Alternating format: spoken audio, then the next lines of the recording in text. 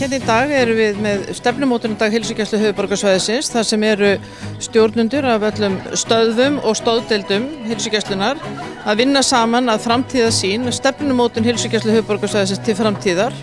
Þar sem við erum að fara yfir hvað við erum að gera vel, hvað við viljum breyta, hvað við viljum sjá til að geta mætt áskorunum framtíðarinnar til að bara sinna okkar skjólstæðingu sem allra best.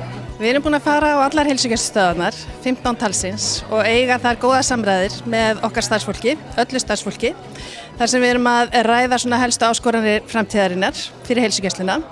Það verður mjög góðir fundir, vel mætt og góð þáttaka og þarna hefur við verið að ræða hvernig heilsugæslan getur stutt við okkar skjólstæðinga og við erum grunnþjónustan í okkar heilbrigðiskerfi með aðstoð Landspítalans sem okkar bakhjarl.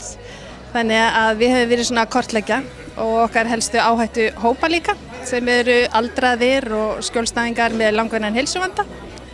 Við höfum líka verið svolítið að skoða hvað getum gert til að vera eftirsóknarverðir vinnustöður og hvernig getum við svona bætt okkar menningu og til að svona stuðla að því að okkar starfsfólki líði vel.